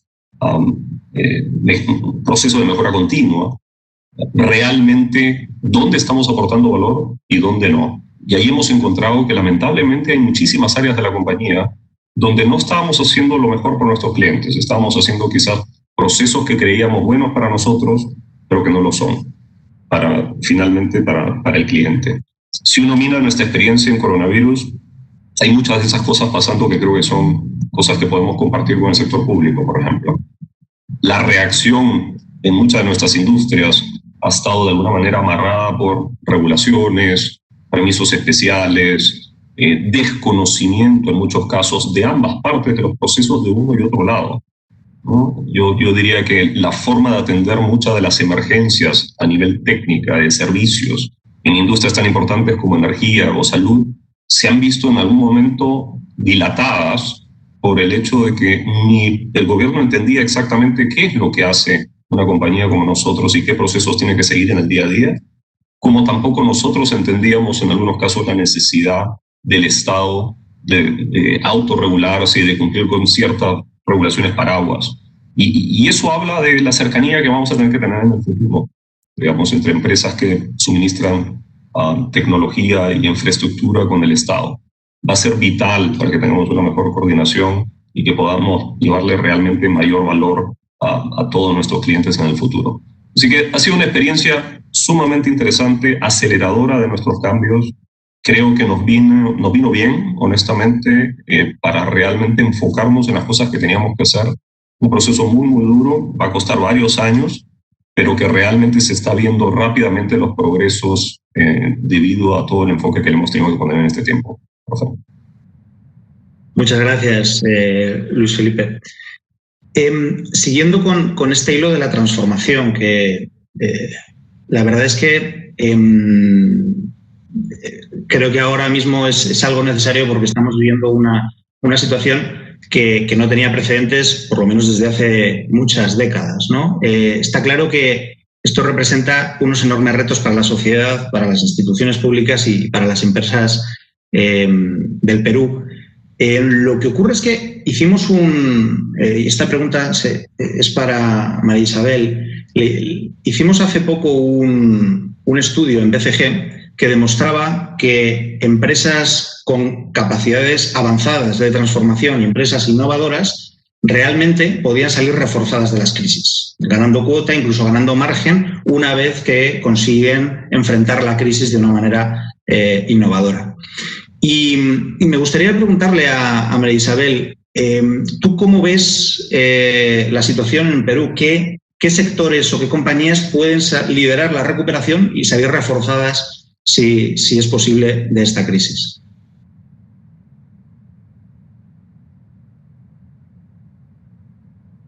María Isabel, ¿estás ahí? Si no, creo que no está. Bien, bueno, pues entonces después recuperamos esta pregunta y Giovanna, al hilo de esto también, porque el caso de la transformación de Microsoft es algo que hemos estudiado mucho en BCG y cuando miramos, de hecho, vuestra transformación, hablamos de the head, the heart and the hands of a transformation. Y hablando de las manos, ¿no? Hablamos de las capacidades que son necesarias en la compañía para que la transformación se haga realidad y sea exitosa, ¿no? Te quería preguntar, pensando en la transformación de las empresas peruanas, que sí o sí pues va a ser necesaria, ¿cómo ves ese rol de las capacidades digitales en plan práctico? Es decir, la capacitación de las personas en este nuevo mundo digital que requiere pues capacidades muy diferentes a las que hemos podido en el pasado. Claro, Rafael. En realidad, justo estuve revisando algunos estudios y según el ranking de competitividad digital 2020, que tiene un par de meses, del International Management Development, hemos mejorado 6 posiciones en este ranking en los países, ¿no? En realidad todavía estamos muy lejos porque estamos de mitad de la tabla para abajo, pero ha habido una mejora, ¿no? Y entonces tratando de interpretar cuáles han sido estas ciertas mejoras que hemos tenido que nos han ayudado a superar y a incrementar en estas 6 posiciones. O sea, pasamos por, ha habido cierta mejora en el talento digital, también ha habido inversión en material digital, muchísimos foros en cuanto a transformación digital, innumerables durante el año en el país, varios comités en diferentes instituciones, como IPAE, por ejemplo, que tiene el Comité Digital, donde ahí somos miembros con Luis Felipe, alianzas público-privadas para innovación digital. Eso es fundamental y ya lo venimos escuchando en los últimos minutos en varias intervenciones. Entonces sí ha habido ya en algunas instituciones alguna colaboración, pero todavía falta un poco más, evidentemente, el impulso al emprendimiento digital. Ahí está el tema de digitalización de las pymes. Iniciativas como Innova Perú, por ejemplo, claramente de esas tenemos que tener muchas más. Y la digitalización de servicios públicos, que algún avance hemos. Entonces hemos tenido un pequeño avance, pero en realidad hay bastante más por tener en adelante, ¿no? Y respondiendo ya más directamente a tu pregunta, yo creo que hay dos aspectos, uno de largo plazo y uno que es de cortísimo plazo, que empieza, mejor dicho, ya. El primero de largo plazo es que la educación superior tiene una gran responsabilidad para la sociedad. Pero en realidad es a través de la educación superior que nos encargamos de preparar a los profesionales del futuro. Sin embargo, según SUNEDU, en el Perú 4 de cada 10 profesionales universitarios tienen una ocupación que no está acorde a su nivel educativo. Y esto es preocupante, ¿no? En realidad hay un desencuentro entre la oferta de profesionales y la demanda por parte de los sectores públicos y privados. Entonces, aquí hay varios temas que trabajar, pues puede ser muy extenso, pero primero tendríamos que adaptar la currícula de las universidades o de los institutos superiores a los avances y a lo que realmente se necesita para hacer coincidir esta oferta y demanda de perfiles. Y la recomendación que nosotros damos es que se deben desarrollar 8 habilidades, que no son 100% digitales, pero que en esta unión de la parte digital con el tema cultural y cómo se gestiona es sumamente importante, ¿no? Entonces, estas habilidades son razonamiento analítico, capacidades de colaboración, de comunicación, creatividad, emprendimiento, habilidades sociales y emocionales y claramente todo lo que tiene que ver con STEAM, que es ciencia, tecnología, ingeniería y matemática. Entonces, en la medida que podamos tener varias iniciativas en torno a estas habilidades para mejorar la educación superior, es que vamos a lograr. También es importante cómo promovemos que más mujeres, por ejemplo, entren en las carreras STEAM. Ahí tenemos nosotros como Microsoft una iniciativa que es DigiGirls, donde el objetivo es acercar a las niñas y adolescentes a las ciencias de la computación. El otro capítulo es de corto plazo y por ejemplo, el desempleo, el tercer trimestre casi se triplicó la tasa de desempleo en Perú y llegamos a estar casi superando el 9%, ¿no? Entonces es fundamental entender hoy cuáles son esas nuevas habilidades que necesitan los empleados para mejorar su empleabilidad y para reinsertarse. Entonces, en ese esfuerzo hay varias iniciativas también en colaboración que pueden tener las empresas privadas. Desde nuestro lugar como Microsoft tenemos una que está a nivel mundial, que es la iniciativa de Skilling. Pretendemos ayudar a que 25 millones a nivel mundial, de personas a nivel mundial logren un reskilling en diferentes aspectos, ¿no? Especialistas de servicio al cliente, desarrollo de software, representantes de desarrollo de ventas. Y hemos puesto en alianza con LinkedIn y GitHub contenido en español y gratuito para ayudar a las personas a que mejoren estas capacidades que no son solamente digitales. En ese sentido, ya hay más de 70.000 peruanos que se han visto beneficiados con esto y por otro lado, hace muy poco tiempo, un par de semanas, hemos firmado un acuerdo con el Ministerio de Trabajo y Promoción del Empleo para mejorar la empleabilidad y fortalecer las capacidades laborales de 10.000 peruanos basados en esta iniciativa. Parte de lo que como empresa privada podemos ayudar, estoy segurísima que hay muchas otras empresas que pueden colaborar también en este mismo ejercicio. Muchas gracias, Giovanna. María Isabel, no sé si has escuchado la pregunta que te hemos perdido durante un minuto, pero básicamente estábamos hablando en tu visión desde Confiep, ¿cuál creerías que son los sectores que realmente pueden liderar la recuperación incluso salir reforzados de la crisis para 2020? Disculpen el lapsus, pero el internet es muy inestable aquí donde estoy. Lo que les puedo decir es que en el Perú uno de los principales desafíos, sin duda, del futuro es concretar la transformación digital que bien ha mencionado Giovanna también y con quien coincido, ¿no? Del Estado y de las actividades productivas, en realidad de todos los sectores económicos, ¿no? Son agendas que deben avanzar al mismo ritmo, la pública y la privada, ¿no? Desde el sector privado, la banca, el sector pesquero, son dos de los sectores pioneros de la transformación digital e innovación. Sin embargo, hay muchísimos otros que están rezagados, ¿no? Perdiendo competitividad en los mercados internacionales y en el potencial también de crecimiento en el mercado local. Yo creo que para que el país logre una transformación digital apropiada, se necesita contar con la infraestructura necesaria de conectividad, que es el primer paso, ¿no? Los cambios digitales más ambiciosos que se necesitan para que desarrollen, digamos, estos aspectos, es una plataforma apropiada por la cual corra la transformación digital, porque sin ella nuestro país pues tendrá poco margen para cambios significativos, ¿no? Se necesita por ello reducir las brechas de infraestructura de conectividad existentes y asegurar cobertura, continuidad operativa, inclusión, entre otros puntos, ¿no?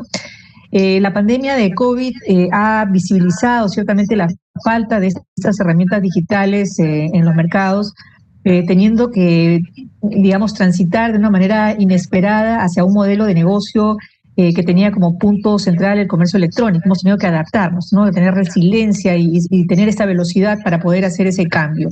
Los servicios de salud y educación son muy sensibles a estas limitaciones de conectividad y ciertamente creo que lo primero en lo que se debe pensar es en el desarrollo y potenciamiento de esta infraestructura para que puedan correr todos los temas tecnológicos de una manera mucho más universal, si se quiere. Gracias, Marisabel. Cambiando un poco de tema o de cuestiones, me gustaría preguntarle a Spencer más con una visión de comportamiento del consumidor, ¿no? La pandemia en 2020 ha hecho que todos como consumidores hayamos cambiado nuestro comportamiento. Y de hecho hicimos un estudio pues cuando arrancó la pandemia, el BCG Consumer Sentiment, donde se veía muy claramente cambios en el comportamiento de categorías de compra, cambios en los canales, mayor online, delivery, cambios en la movilidad. Pues quería preguntarte, Spencer, de hecho creo que en Uber habéis lanzado incluso nuevos servicios respondiendo a estos cambios de comportamiento y nuevas necesidades. ¿Cómo ves que va a evolucionar en 2021 el comportamiento consumidor? ¿Vamos a volver a lo que era antes de la pandemia? ¿Vamos a volver a 2019? ¿O ha habido cambios que han llegado para quedarse? Sí, coincido contigo que sí, hemos visto cambios del lado de consumidor bastante fuertes durante este momento de pandemia. Al principio, cuando empezamos con la inmovilización completa y obviamente después en esta nueva modalidad de la gente trabajando desde sus casas y definitivamente hay un cambio ahí. Un dato curioso, el horario durante la semana más movido para el app de Uber antes de la pandemia fue los sábados en la noche, de 10 p.m. hasta las 3 de la mañana. Gente saliendo a restaurantes, bares y discotecas y hoy en día eso no existe por temas de pandemia. Entonces, como para muchas empresas, esto ha sido un momento de tomar el famoso pivot, ¿no? Pivot de la tecnología y pensar en la innovación, que bueno, es parte de nuestro ADN en Uber porque nacimos en el crisis de 2009, en el gran crisis financiero. Entonces, la innovación es parte de nuestra alma. Y como mencionas, teníamos que innovar. Lanzamos 5 productos nuevos de movilidad desde que empezó la pandemia para la nueva realidad. No solo productos como para movilizar doctores y enfermeras en momentos de toque de queda, pero también, como mencioné, el producto como Flash, que es parte de este ecosistema de delivery. Y de hecho hemos visto 50,000 usuarios han utilizado el producto de Flash en los últimos meses para enviar paquetes o enviar regalos a sus familias, sus seres queridos.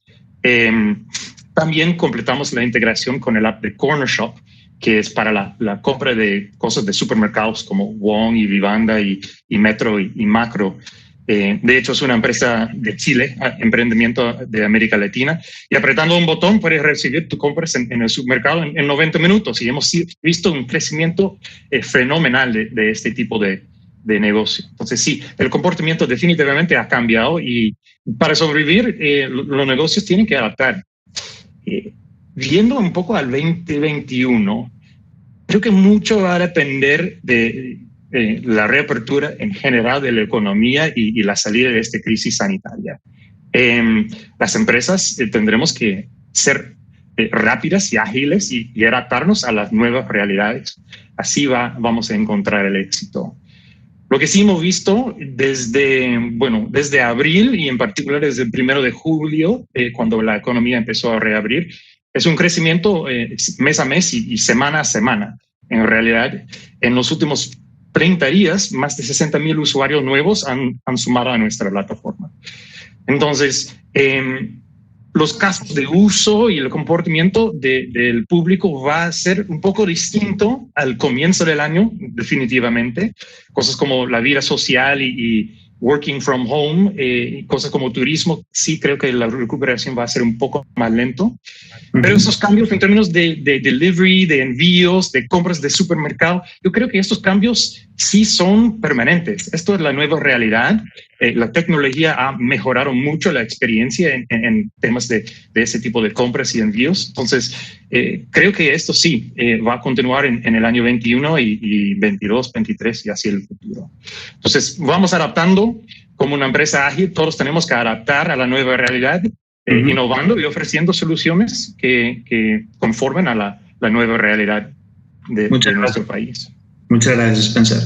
Hablando de sectores, has mencionado unos cuantos sectores desde el lado del consumidor. Luis Felipe, tú mencionabas antes que para ustedes los principales sectores o sus principales negocios eran energía, aviación y salud. Y en particular, aviación y salud pues, han sido de los más golpeados, ¿no? en 2020. ¿Cómo ves, cuáles son tus perspectivas para el año entrante en salud y en aviación? Y si puedes decirnos algo específicamente de Perú, sobre todo pensando en... Sí, claro. Claro, encantado. Sobre salud, bueno, es obvio el impacto. Uno pensaría que a compañías como la nuestra les ha ido particularmente bien en un año como este. No es necesariamente el caso. Nuestro enfoque siempre fue en máquinas muy sofisticadas, resonadores, tomógrafos, que claramente son procesos oncológicos o cirugías selectivas, que han sido lamentablemente demoradas en el tiempo muchas veces debido a los efectos de la pandemia. Entonces realmente ese negocio en particular ha sido tremendamente afectado. Obviamente ha habido un aumento en la producción de ventiladores y de equipos para unidades de cuidado intensivo. Pero yo diría que sobre salud lo más destacable en el Perú y en la región es primero el awareness, ¿no? El darnos cuenta de dónde estamos, ¿no? La realidad es que en el Perú se ha desnudado claramente que nuestra situación, si bien representa una mejora versus otros años y que progresivamente hemos estado comprando más equipos, más sofisticados, hay muchísimo por hacer. La realidad es que todavía no tenemos el mismo nivel de atención en todo el territorio, no tenemos ciertamente el volumen de camas y de unidades de cuidados intensivos, ni de equipos disponibles para muchas de estas atenciones. Y creo que eso por lo menos es una buena señal. Hay un awareness, todo el mundo se ha dado cuenta, hay ciertamente un esfuerzo del sector público por dedicar más recursos y va a haber que seguir haciendo eso. Y los privados también están acompañando ese esfuerzo en tratar de aumentar capacidades. Aquí el secreto es cómo se articula para ser lo más eficiente posible. Ahí entran muchas de las cosas que mencionó Johanna, con el tema de conexión digital. Hay muchísimo que hacer en telemedicina. Hay muchos caminos para recorrer de manera más rápida este cierre de brechas en salud. Pero soy optimista. Creo que esta foto es una foto importante y es algo que nos va a permitir ayudar a mejorar. Y hay muchísimas tecnologías que compañías como la nuestra puede desplegar entendiendo mejor cada una de estas necesidades de los gobiernos y de las instituciones específicas de un país. Y ahí es importante la comunicación. Si no comunicamos, si no podemos hacer pilotos, si no podemos tener algún tipo de investigación y research alrededor de aplicaciones específicas de los equipos, pues es sumamente difícil aportar mucho más a una economía. Ahí el problema es ver qué armas hay dentro del ambiente regulatorio para realmente hacer estos espacios donde esa colaboración sea posible, que no caigamos simplemente en una estructura de compra por licitación normal de equipos que sí, nos va a llevar a algún punto, pero que quizás hay cosas más efectivas que se pueden hacer en otro contexto. Y en el caso de aviación, el caso de aviación es obviamente muy notorio. La caída de vuelos en la mayoría del mundo fue cerca del 75%. En el caso peruano fue un cierre total durante mucho tiempo. Eso ha tenido un impacto enorme sobre nuestros clientes, las aerolíneas.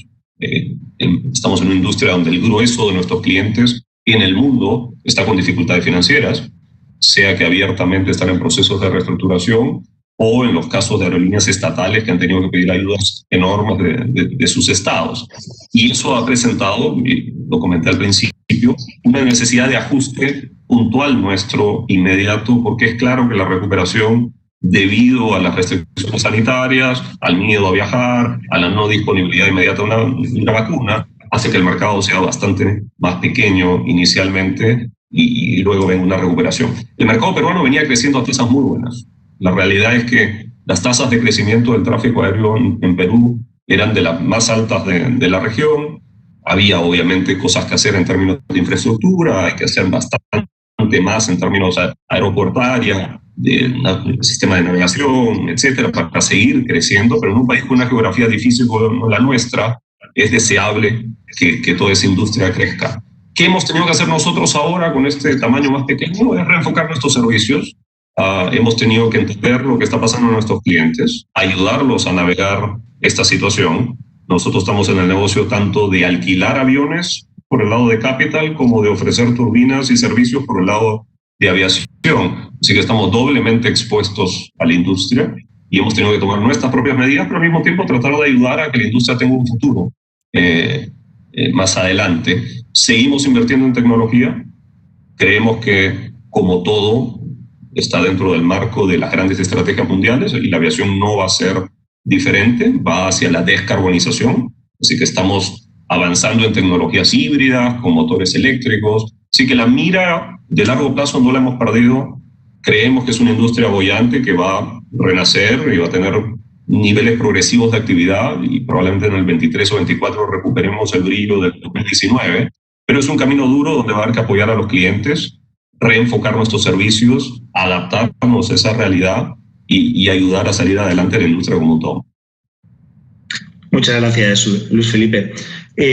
Lo has comentado tú un poco ahora y ha salido recurrentemente a lo largo de toda la charla y es el concepto de colaboración, ¿no? Estamos ante uno de los retos mayores de la historia y obviamente pues vamos a tener que trabajar más juntos que nunca para poder salir.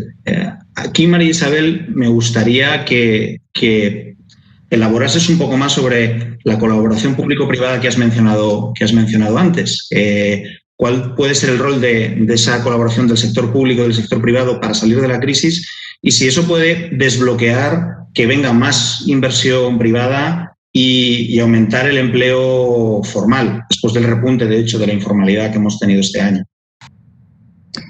Claro que sí. Mira, las experiencias internacionales ponen en evidencia que la implementación de estos esquemas colaborativos públicos y privados permiten no solamente identificar las fallas de mercado y las regulaciones que, digamos, son nocivas para el desarrollo de las inversiones, sino que también contribuyen para diseñar políticas que puedan impactar de manera correcta en la productividad y competitividad de los sectores, ¿no?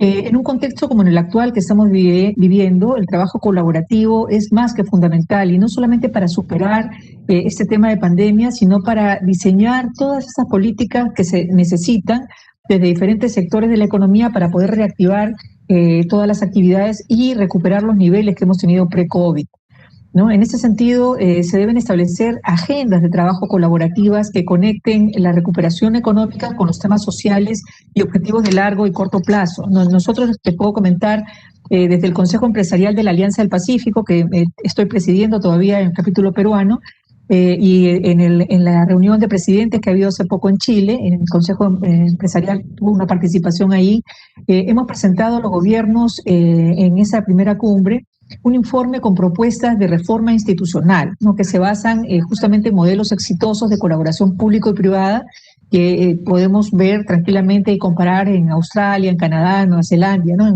para todo el tema de diseño de políticas públicas para infraestructura. Entonces, sí es importante este diálogo que pueda generarse con un espacio adecuado. Nosotros en el Perú tenemos, por ejemplo, en el Ministerio de Economía y Finanzas varias mesas de coordinación entre el sector público y distintos sectores de la economía, en los cuales justamente hacemos este trabajo, ¿no? Identificar todos los cuellos de botella, identificar todas las políticas que pueden generar, digamos, una promoción de la inversión y una promoción del desarrollo del país. Creo que lo fundamental en estas épocas que estamos viviendo es generar climas de confianza en los que se puedan llevar a poner sobre la mesa, digamos, las necesidades de un sector y del otro para poder lograr consensos y poder avanzar. Creo que esto es fundamental. Nosotros lo estamos trabajando, como digo, en el sector empresarial con el Estado.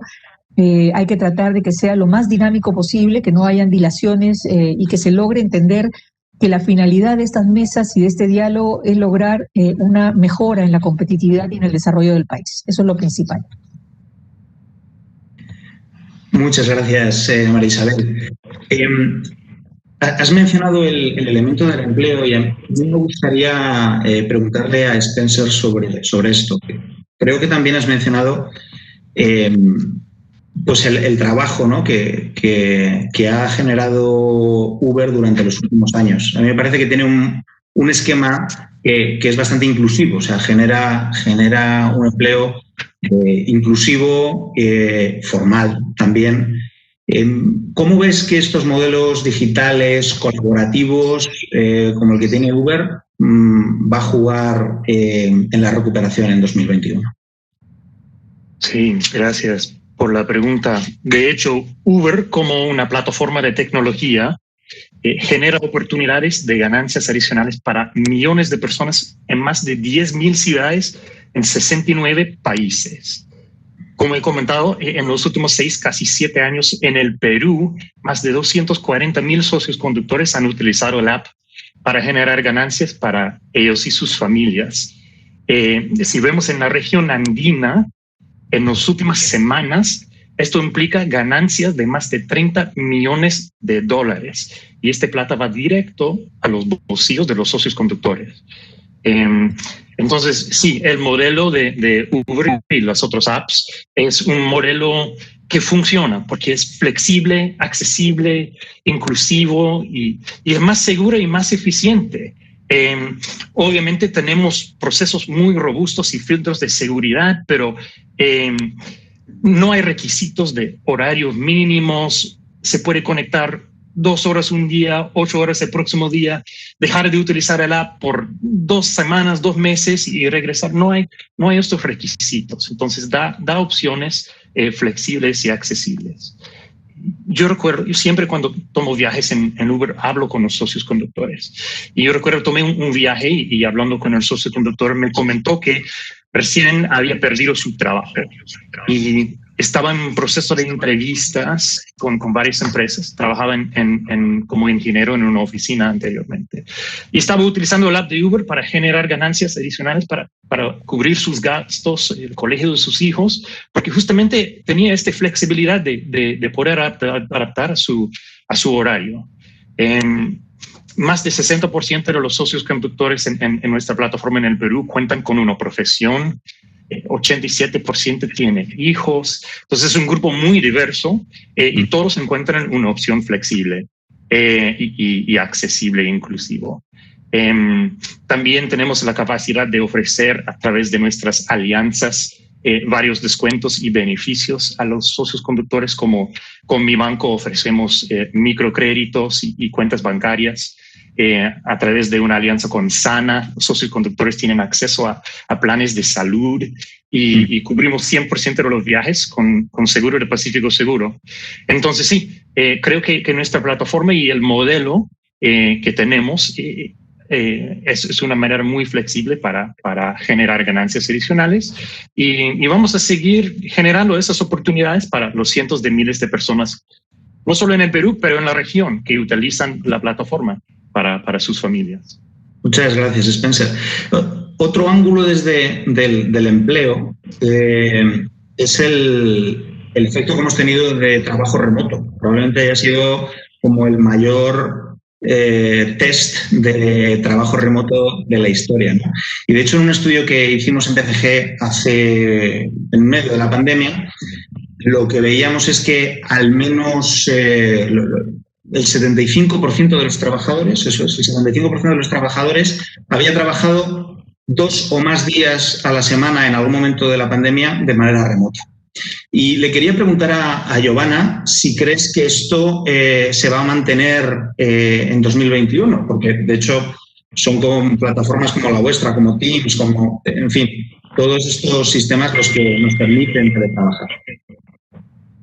Sí, gracias, Rafael. ¿Estoy mío? Estoy bien. En el Perú también se presenta una situación similar, ¿no? En la actualidad hay 200.000 personas que están trabajando todavía en modo remoto, algunos están ya en un ambiente híbrido, ¿no? Es un trabajo remoto a diferencia de un teletrabajo, ¿no? Que implica que el empleador asume algunos costos ahí adicionales. Y ya son múltiples las empresas y las organizaciones que han manifestado que van a tener la modalidad híbrida cuando regresen, ¿no? Cuando se levanten algunas de las restricciones. Y de estas empresas, de estas organizaciones, el 60% ha manifestado que haría un mínimo de 3 veces por semana de trabajo remoto. Entonces, como bien mencionas, sí, definitivamente esto ha llegado para quedarse. Hay una serie de restricciones o de mejoras, de iniciativas que se tienen que dar y que tienen que dar las empresas y el país en general para lograr que esto sea una realidad sin tener algunas demoras ahí, ¿no? Y claramente hay ciertas áreas dentro de cada organización que pueden acceder para el trabajo remoto. En las áreas de administración, por ejemplo, se estima que un 63% de los puestos de trabajo en las áreas de administración pueden estar sin ningún problema en un trabajo remoto. En ventas puede llegar a ser un 30%, en servicio al cliente un 22%.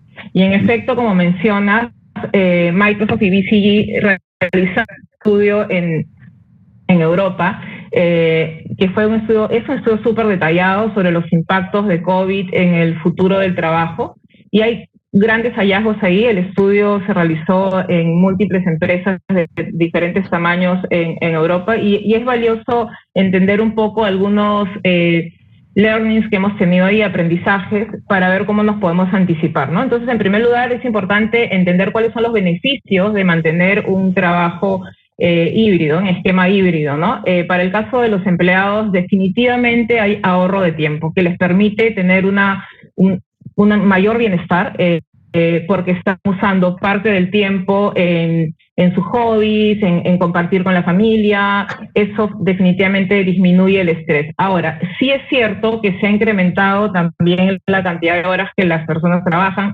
Las jornadas pueden ser más largas, pero han disminuido el tiempo en el tráfico o los viajes, por ejemplo.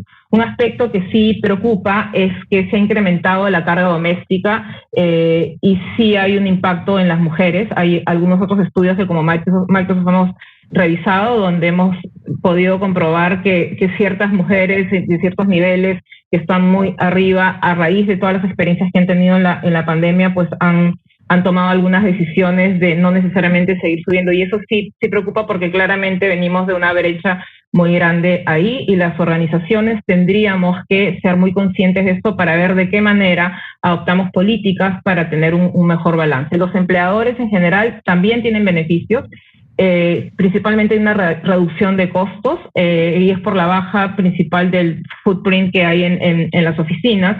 Hay un incremento en la productividad y hay retención de talento también, sobre todo para las generaciones más jóvenes que esperan tener mucha más libertad y son mucho más digitales, esperan también tener este ambiente híbrido para poder avanzar, y en general todas las personas que ya probamos ese trabajo desde casa, ¿no? Hay un impacto en la sostenibilidad también por la reducción de tránsito vehicular y de los viajes que no sean esenciales. Entonces, ante esta situación, En este estudio, el 95% de los líderes incluyen la innovación en el lugar de trabajo como uno de los principales objetivos en su proceso de transformación. Y eso es importantísimo. En Perú de repente no es el 95%, puede ser un porcentaje menor, pero todos los líderes están pensando ya cómo vamos a adoptar nuevas modalidades de trabajo y esperan que puedan ser modalidades mucho más flexibles. En Microsoft, por ejemplo, anunciamos hace pocas semanas que cuando ya regresemos a la oficina va a ser definitivamente un ambiente híbrido. Inclusive estamos dando la posibilidad de que los empleados puedan trabajar sin tener que consultarle ni siquiera a su manager el 50% de su tiempo de manera remota. Inclusive estamos entendiendo que en la diversidad e inclusión, que es parte fundamental de la cultura de Microsoft, es importante entender cuáles son las necesidades particulares que tiene cada persona. Y es posible que uno no pueda necesariamente empezar a trabajar muy temprano y decida tener un horario más flexible y empezar a trabajar, no sé, 1 de la tarde y extiendo hasta la noche. Una serie de flexibilidades vamos a entregar ahí, es parte de lo que hemos anunciado como Microsoft, y así varias empresas están preparando esto, ¿no? También es importante en todo este ejercicio preguntarse si que la organización tiene la cultura adecuada para enfrentar un trabajo remoto, un trabajo híbrido.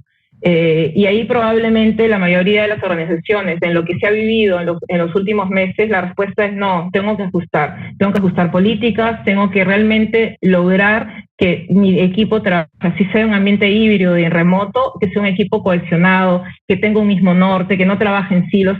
Entonces es fundamental reforzar el tema de propósito y cultura en este momento y a futuro cuando vamos a seguir trabajando en ambientes híbridos. Y por último, el tema de la tecnología, que es fundamental.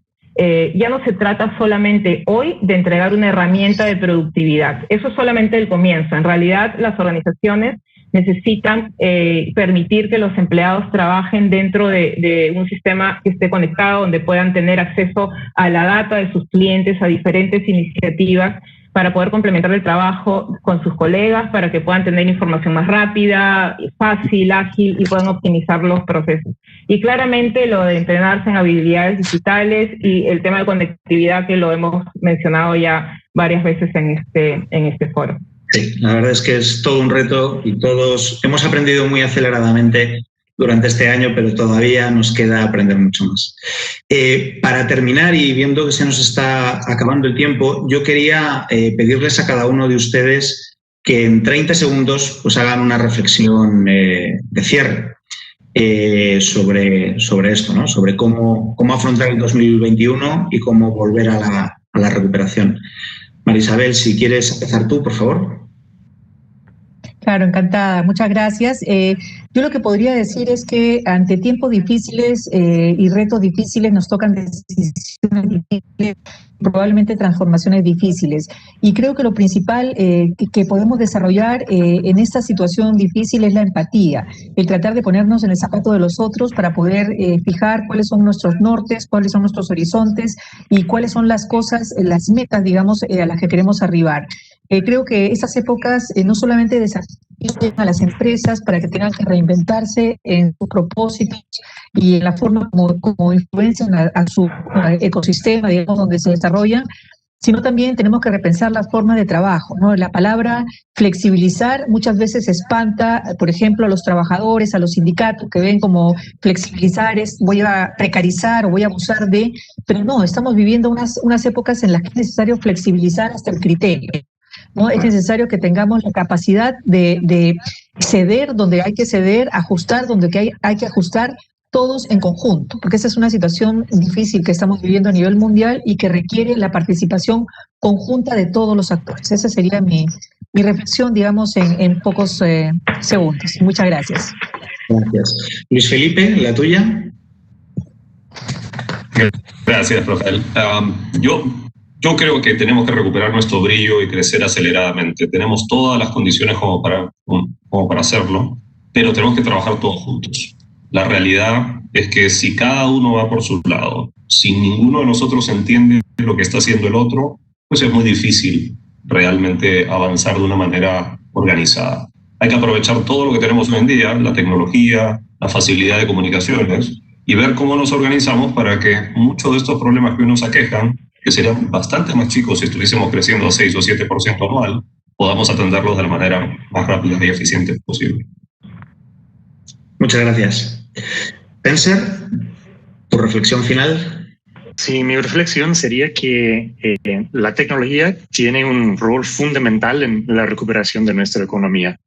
El año 2020 nos ha enseñado que la transformación digital no es opcional. Entonces la pregunta es qué rápido y qué fácil va a llegar a nuestro país. Entonces, aunque no sabemos precisamente qué va a traer el año 2021, de nuestra parte en Uber estamos 100% listos y comprometidos para ayudar utilizando la tecnología para continuar aportando al desarrollo y recuperación de nuestro país. Gracias, Spencer. Por último, Giovanna, por favor. Sí, a ver, puedo hacer eco de las declaraciones anteriores porque realmente creo que la colaboración que tenía que existir entre las diferentes organizaciones es un must.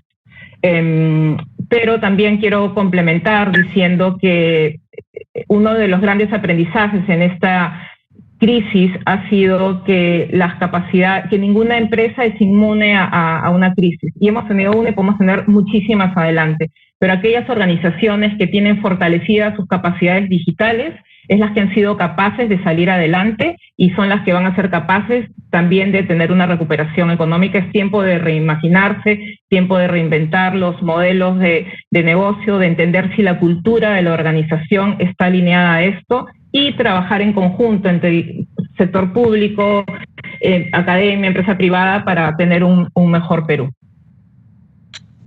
Muchas gracias, Giovanna. Y muchísimas gracias a todos. De verdad ha sido un gusto moderar este panel. María Isabel, Luis Felipe, Giovanna, Spencer. Creo que eso es todo por mi parte y le devuelvo la palabra a Randy. Muchísimas gracias, Rafael, y a los panelistas. Creo que nos han dejado con opiniones muy claras de lo que hay que hacer para retomar la senda del crecimiento en el Perú el año entrante. De esta manera hemos llegado al final de nuestra conferencia. Nuevamente, muchísimas gracias a todos por su presencia y a nuestros patrocinadores por su apoyo. Esperamos verlos el año entrante en Lima y recuerden que pueden acceder a nuestra conferencia a través de nuestro website. Y sin más, les deseo a todos una feliz Navidad y un muy próspero y saludable 2021. Muchísimas gracias por su participación.